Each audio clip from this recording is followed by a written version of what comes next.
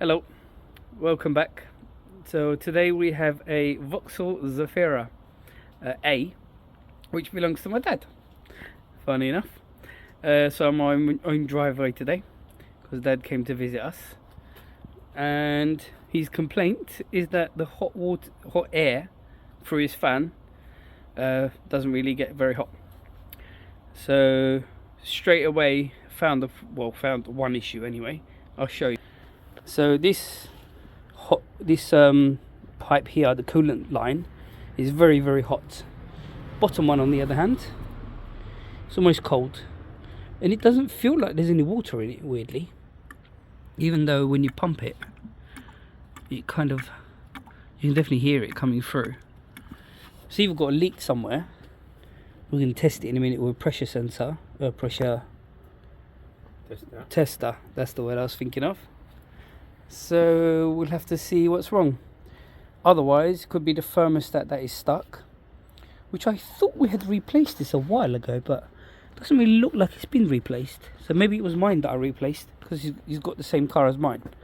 So I'm wondering if it was mine that we replaced and not his. But we have changed the radiator last time, didn't we, Dad? We did. Yeah, so it had a leak like right there. It's a pinhole leak. This is a brand new radiator, we know that. So that's not going to leak. No, it still looks nice and fresh. So we will do a bit of diagnostics and report back. Whoop whoop. Hi. So carrying on from Dad's car, his Zafira, we are now going to do a head gasket test on it, and we will also do a pressure test on it with this little kit I'll show you. So hold on. So that's the kit we're going to use to pressure test the system, and that's the head gasket tester. So now we've put the actual fluid in already, and we just got to pump this little thing, air pump, and basically watch the fluid. If it has a head gasket issue, it will change colour to something like green or yellow, I believe. But at the moment, it seems to be staying the same colour, which is good. Just do a bit more. Yeah, from what I can see, that seems okay. Thankfully, there's no head gasket issues. So, next thing to do is to do the pressure test, and then go from there. Switch it off, Dad, please. Yeah. Whoop, whoop. So carrying on from this Zafira, we're just leak testing the coolant system for leaks, and so I'll show you how we're doing that. So there's the pressure. So this is a little pump. There are many different fittings like those. You just find the correct one for this vehicle, which we did. So it seems like it's the green one, and we are just watching the gauge. I pumped it to bang on between the green and the black, sorry, green and the red, which is what, 1 bar? Yeah. So it's dropped a little bit. Now realistically we need to look for leaks. So I can't really see anything right now. Can't really hear anything either, strangely. Just looking together, see if we can spot anything, or maybe underneath.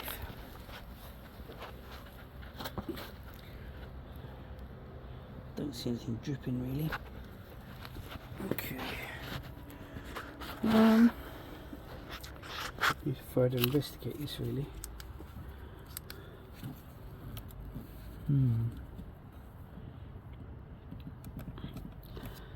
The heater matrix pipes are okay. They all seem alright. There's the main hose, bottom radiator hose there. There's a couple of joints there. They seem okay. The main one down there at the bottom where the radiator is, that seems okay. There's no leaks there. This is the thermostat housing, which seems also okay. I don't really see anything leaking, even from the gasket, even though it's got like an orange gasket.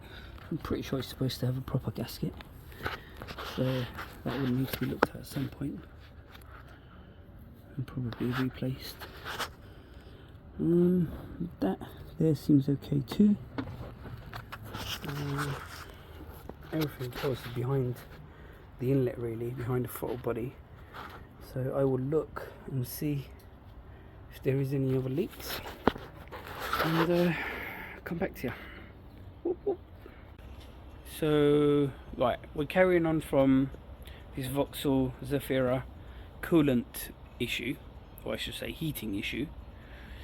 So far we have tested the head gasket. That seems to be okay, which is good news. After that, I'll show you. We have done a pressure test, and it's still holding. I mean, it was sitting at 1 bar originally, but it's still holding. And this has been about at least 15-20 minutes like this, so that's fine. We looked everywhere for coolant leaks. There's definitely no leaks, so good news. So what that leaves behind is thermostat, which strangely we never changed it. Even though we changed the radiator and the coolant at the time, we never bothered to change the thermostat. Don't know why. We should have. Anyway, so next job is thermostat, and we are going to do the timing belt and water pump at the same time because it is well overdue. I think, what's the mileage, Dad, on this car? Roughly. Good question. No idea. We're looking at about 160, 150-ish. It's got to be somewhere around there, isn't it? No, it's higher, I think. Oh, it's even higher. Oh, it's definitely. Yeah, so we definitely need to do timing belt on it. So soon, that's going to be another job that I need to do, because can't have Dad and the whole family without heating. He does drive the car quite a lot, so we definitely need to get on that. And yeah, that's it for this one. Thanks for watching. Boop, boop. So we are now continuing on with Dad's vauxhall Zafira, and he also said that on his way to here the engine management light came on, so I'll show you.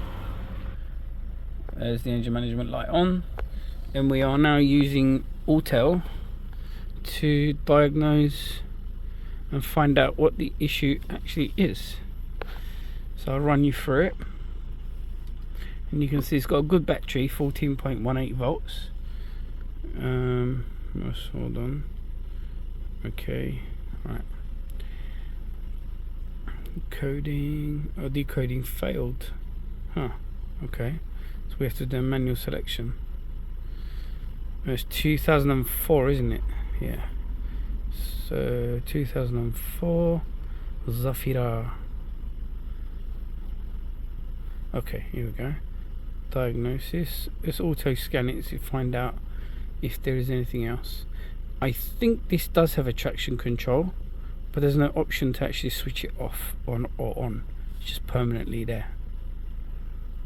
So let's see what we got.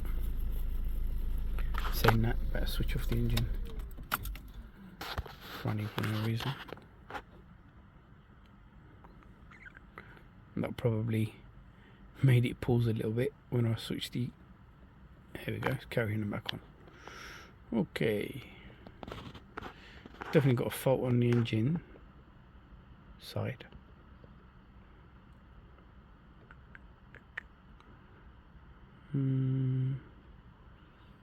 Does it have it? Yeah, it does. Okay, still going.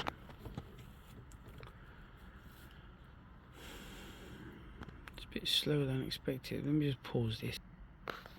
So we're back. It's done the full search on the DTCs, and it's saying not present rich exhaust.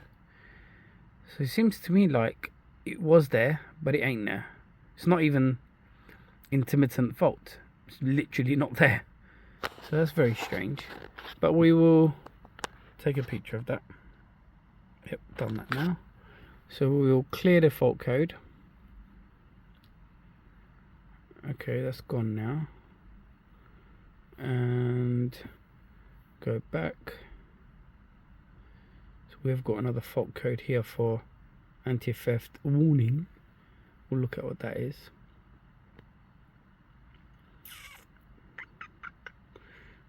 Right, come on mate, I ain't got all day.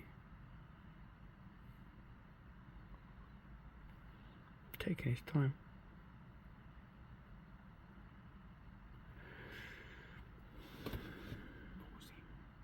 I'm thinking about it, but here we go. It shouldn't take that long, so that's why I didn't really pause it, because otherwise.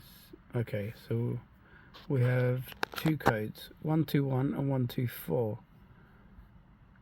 Doesn't really say a lot about what it is. Just says refer to vehicle service manual. That's very helpful, isn't it?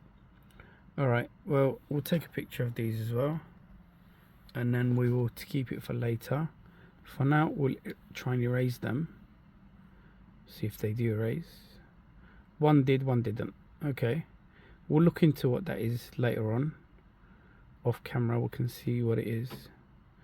Something to do with the central locking, I think it is, but we'll see. That code is obviously going to stay. Come on, read. Engine one's gone at least. So let's start it up. It's a bit slow when it started. Huh. Yeah, looking at the battery voltage, it's sitting at low 14s. Realistically, it should be sitting anywhere between 14.45 upwards I should say. So when did we not replace your battery before? Last year, yeah. Alright. But we did just clear some fault codes, so maybe that was the reason. Sometimes it does go a bit funny. The management light is gone. Yeah, that's also true actually. Yeah, it should have gone by now. Yep. So the car's now running. Lovely. It's gone. No lights. Okay. For this one, we're going to call it now. But I'm going to ask Dad to keep an eye on it, see if it does come back. If it comes back, then we'll have to further investigate, see what's going on. But I did say the code isn't actually there. It was there at some point, but it ain't there anymore. So that's it. Thanks for watching. Whoop whoop. I want a picture of you, mate. So we've gone back to Dad's car after I cleared all the fault codes. I thought I'll look at some live data, and I'll switch you around. So there's the O2 sensors. One of them should just go between rich and lean, which it does, and the other one is just reading normally. But looking at the air fuel ratio, it's showing that it's lean. So maybe one of these O2 sensors is not doing its job properly, because there's quite a bit of difference between the reading of this one and the reading of that one. So I'm wondering if that's what's causing the issue. A short-term fuel trim is adjusting, but pretty sure there's an issue there. So I think one of the O2 sensors is faulty. That could be the reason why it's triggering the exhaust. I can't remember what it's something to do with the exhaust. Catalytic converter. No, it didn't say that, but it says something to do with exhaust. But I'll go back onto that and have a look at exactly what it was, because I've got the video. Anyway, thanks for watching. Whoop, whoop.